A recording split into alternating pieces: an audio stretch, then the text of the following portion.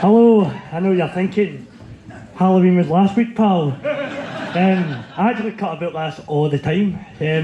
My name is Lucha. For those that don't know, Lucha is Mexican for the word fight. And I know you're thinking, you don't sound very Mexican to me, pal. It's because I'm not. I'm actually from somewhere a lot more exotic. The Cancun of Scotland. It's Greenock. You might not think Greenock and Cancun have a lot in common, but they do, just mostly because they're both predominantly ran by drug cartels. I would have really loved to have come out and had a more Greenockian themed stage name, but I didn't think people would buy tickets to come out to see somebody called the Gyro Junkie. I actually travel across the UK most weekends performing as the high-flying, death-defying mass sensation, Lucha DS. I am a professional wrestler. It sounds really cool, doesn't it, for about the first 10 seconds. Then I feel it like splits the room into two groups, usually by sex. I usually find the women looking up at me, trying to undress my face with their eyes.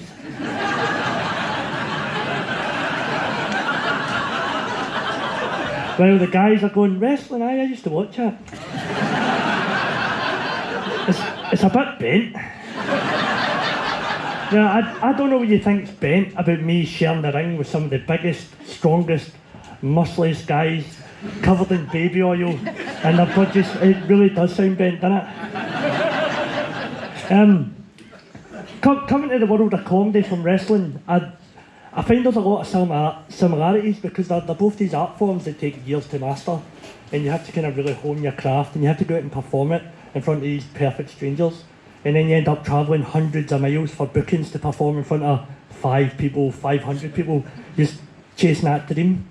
And then when you do become a wee bit more established and you take a booking in somewhere like Dundee, you find your peers kind of side-eyeing you, going like, this is getting nothing to do with art, mate. You're only going for it for money. Yeah. They kind of look at you like you're one of these footballers that have taken a contract in Saudi Arabia.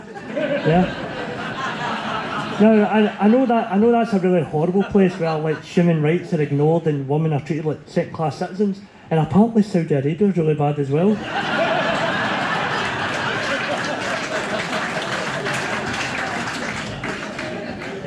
I didn't want to offend the people of Dundee, but I don't really care about people of Dundee. I like to think I'm kind of like Teflon. I don't really get offended by much myself. It takes a lot to offend me, but I am offended by a word, which I find really strange. I can be offended by one word. And the word, I call it the F word. And the word is fake. It's when people say professional wrestling is fake. It really upsets me, it gets me really angry, because there's nothing fake about the 6 broken noses I've had. There's nothing fake about the sacrifices I've made to become a professional wrestler. So if I do one thing tonight and just leave you with one thought in your head, is change your perception of wrestling and fake.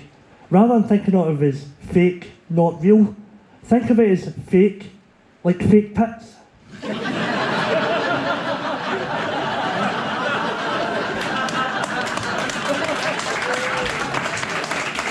Because fake tits, we can see them, we can feel them, and like wrestling, we all know they're not 100% legit. But if I'm at home at night and I'm scrolling through the telly, and I see either fake tits or professional wrestling, I'm going to stop and I'm going to watch. And masturbate. As we come to the end of the set, ladies and gentlemen, it's time to hit you with the big finisher, the big go home, the big coup de grace, send you all home happy.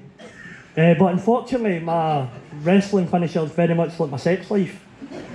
It usually just ends with me out of breath, knackered, feeling like I've really underperformed while I'm lying in tap with somebody who really wishes I would hurry up and get the fuck off them. My name's been Lucha, thank you!